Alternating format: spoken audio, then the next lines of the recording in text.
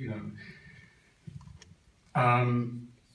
As far as I'm concerned, the beauty of Jeff's approach in telling the story this way has, by focusing on the personal,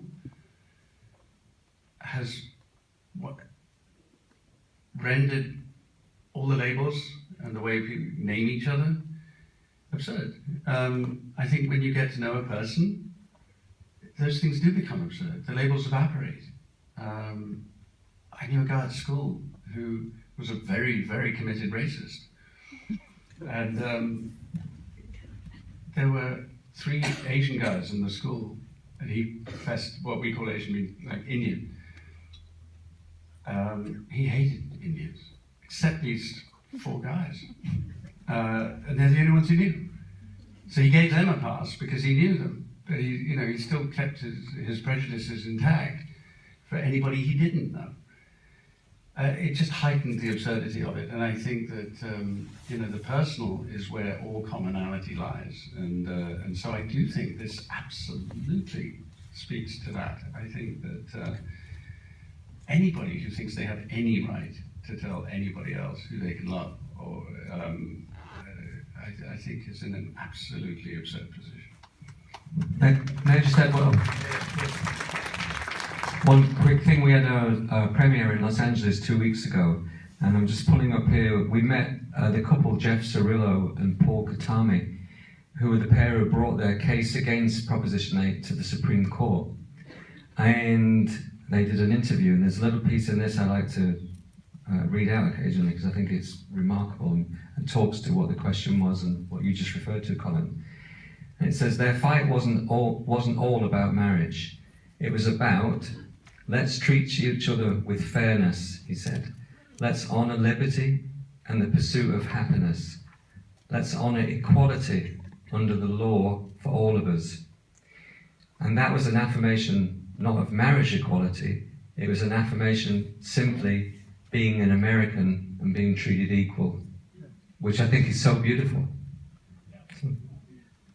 Okay, could you speak for a second also to the, she was so private, but Mildred, before she died, released a public letter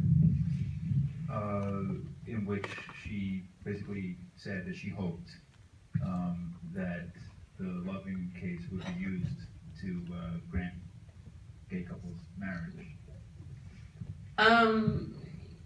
You say speak to, you mean? Well, just, I mean, that's a highly, for her, it was an unusually political thing for her to, Jeff, I know in the film does not end with a reference to it or anything. Was that on your mind, though, I guess, when you knew that link was more than just some sort of vague thing people talked about? It was explicit. I mean, did she?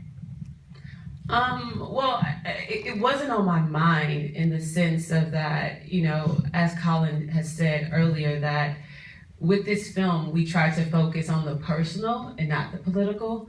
And so for me, just being involved with the film and being involved with the Loving family, it was more just being true and authentic to who they were. So for them, they were not trying to be activists. They were not trying to change laws. Like, they were just trying to go home and love each other. So for me, I focused more on that. But I do know that, in the fight for marriage equality, that case was used as precedent for it, which I think is remarkable. But, when it comes to Mildred and the Lovings, I didn't see them in the view of political. I never even talked to the Loving family about anything political, so I didn't address that. For me, it was just about building that rapport with them and getting to know them, and then using our platform to champion them and to be of service to their story. So that's mainly what my focus was for it. But I do acknowledge that, it was used as precedent in that case, and I think it's amazing. And I think what Jed read is a testament to that. For sure.